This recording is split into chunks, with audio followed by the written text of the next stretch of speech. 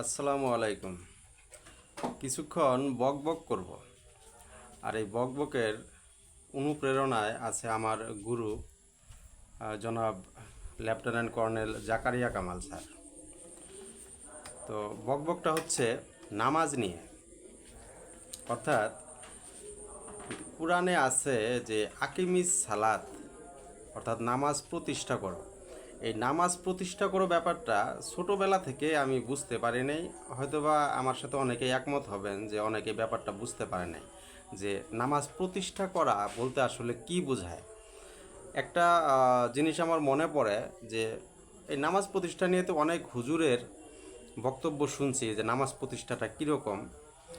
তবে আমার মনের মধ্যে যেটা একটা গেঁথে ছিল বা গ্রহণযোগ্য একটা ব্যাপার ছিল, সেটা হচ্ছে জনাব সাইদি সাহেবের ওয়াজে শুনছিলাম। উনি বলছিল যে নামাজ প্রতিষ্ঠা করা ব্যাপারটা হচ্ছে এরকম যে সমাজে যেরকম কাপড় পরিধান করা প্রতিষ্ঠিত একটা ব্যাপার, যে সবাই কাপড় পরিধান করে, লজ্জাবোধ আছে, কাপড় পরিধান করে।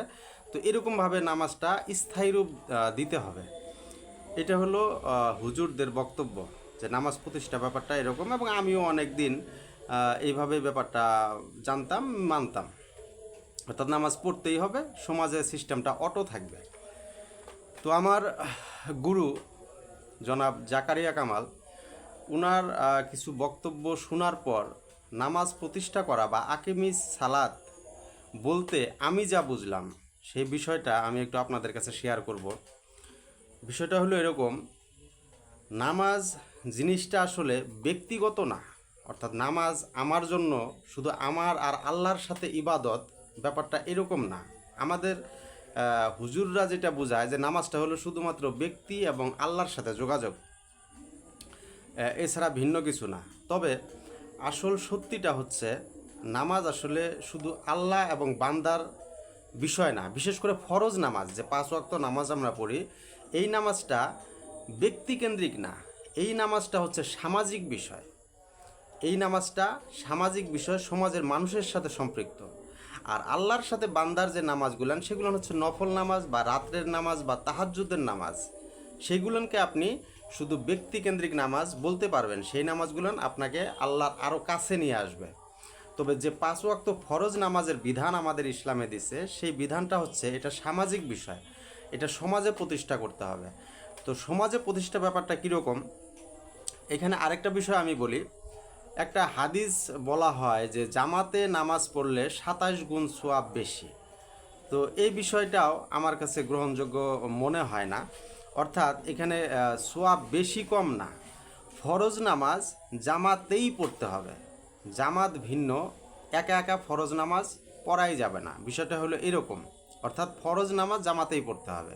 সওয়াব বেশি সওয়াব কম এই বিষয়টা এইভাবে না দেখে দেখতে হবে আমার ফরজ নামাজ জামাতেই পড়তে হবে। জামাতে কেন পড়তে হবে?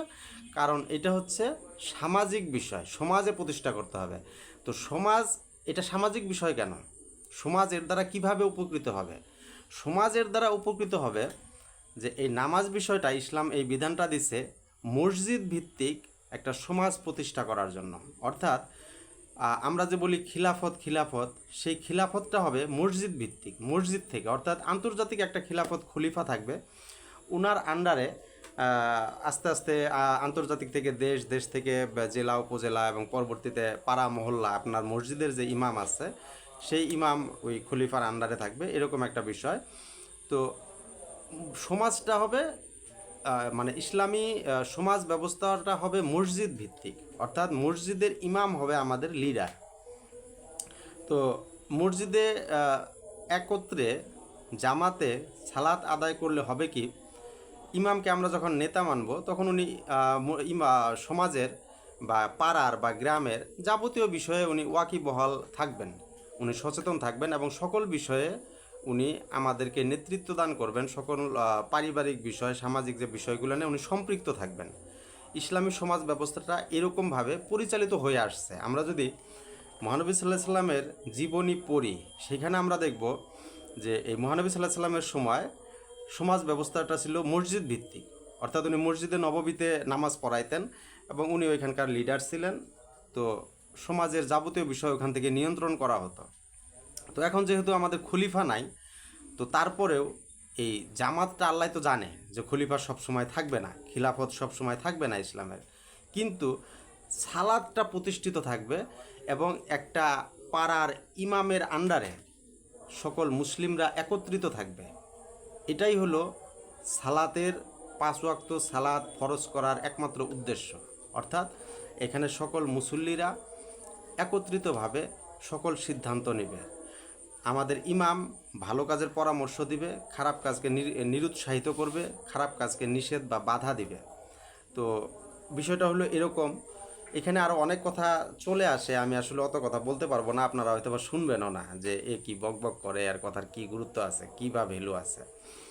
তো তারপরেও একটু বলতেছি, কারণ আমি বিষয়টা বুঝতে পারছি অনেক দিন পরে যে সালাত প্রতিষ্ঠা বলতে কী বোঝায়। তো মেন যে বিষয়টা সেটা হলো আমরা সঠিক ইসলাম থেকে দূরে সরে গেছি। এই সালাত প্রতিষ্ঠা করতে যায় আমাদের হুজুররা বোঝায় একভাবে, আমরা বুঝি আরেকভাবে। তো হয় কি, আমরাও সালাতমুখী হই না, হুজুররাও বলতে আছে, আমরাও শুনতেছি, কোনোটাই হচ্ছে না। তো আমাদের যদি মসজিদ ভিত্তিক সমাজ ব্যবস্থা সমাজে প্রতিষ্ঠিত থাকতো, তাহলে অনেক যে সামাজিক বিশৃঙ্খলা এগুলান থেকে আমরা রক্ষা পাইতাম। এটা হলো মেন উদ্দেশ্য। তো মেন যে বিষয়টা হলো মসজিদ ভিত্তিক সমাজ প্রতিষ্ঠিত হবে, সেভাবে ইমাম আমাদেরকে পরিচালনা করবে, ভালো কাজের উপদেশ, খারাপ কাজে নিষেধ করবে। এবং আরেকটা হচ্ছে, এই সালাতের মধ্যে যে আমরা সূরাগুলান পড়ি, সেই সূরাগুলান আমরা বাস্তব জীবনে প্রয়োগ করতে চেষ্টা করব। এটা হলো আরেকটা সালাতের দুইটা উদ্দেশ্য। একটা হলো সমাজে ইমাম দ্বারা মসজিদ ভিত্তিক সমাজ প্রতিষ্ঠিত করা, এবং সালাতে যে আমরা সূরাগুলান পড়ি সেখানে আল্লাহ আমাদেরকে যেভাবে চলতে বলছে সেভাবে আমাদেরকে জীবনটা চালানোর জন্য উদ্যোগী হওয়া। এটা হলো 5 ওয়াক্ত সালাতের মেন উদ্দেশ্য, এবং এটাকেই বলা হয় আকিমিস সালাত। আকিমিস সালাত এরকম কোনো বিষয় না যে আমি মসজিদে গেলাম, ওই নামাজ পড়লাম, সূরা পড়লাম আর সিজদা দিয়ে চলে আসলাম, এইটা আকিমিস সালাত না। 5 ওয়াক্ত আমি মসজিদে গেলাম আর চলে আসলাম, ইমামকে আমি মানে কোনো কিছু দিয়েই আমি হিসাব করলাম না, মানলাম না, এটা আকিমিস সালাত না। অর্থাৎ আমাদের সমাজটা অনেক দূরে চলে গেছে ইসলাম থেকে। সমাজে ইমাম থাকবে, ইমামকে মানতে হবে। ইমাম সে যে যোগ্যতা সম্পন্নই হোক, ইমামকে মানতে হবে এবং সে অনুযায়ী আমাদের চলতে হবে। এটা হলো আকিমিস সালাত। এটা সালাত কোনো আল্লাহ এবং বান্দার বিষয় না, এটা সামাজিক বিষয়। এই বিষয়টা মাথায় রাখতে হবে। সালাত সামাজিক বিষয়, সমাজ সকলেই এর সাথে জড়িত। সালাতের মাধ্যমে সমাজ সুন্দর হবে। সালাতের মাধ্যমে আমি আল্লাহর নৈকট্য পাবো, এটা ফরজ সালাতের জন্য না। ফরজ সালাত দিয়ে সমাজ উপকৃত হবে। আর নফল বা তাহাজ্জুদ বা এক্সট্রা যে নামাজ বা সালাত, সেটার মাধ্যমে আমি আল্লাহর নৈকট্য লাভ করব। 5 ওয়াক্ত সালাত আমি ইমামের পিছনে পড়ব, ইমামকে নেতা মানলাম এবং সেভাবে জীবন চালানোর চেষ্টা করলাম।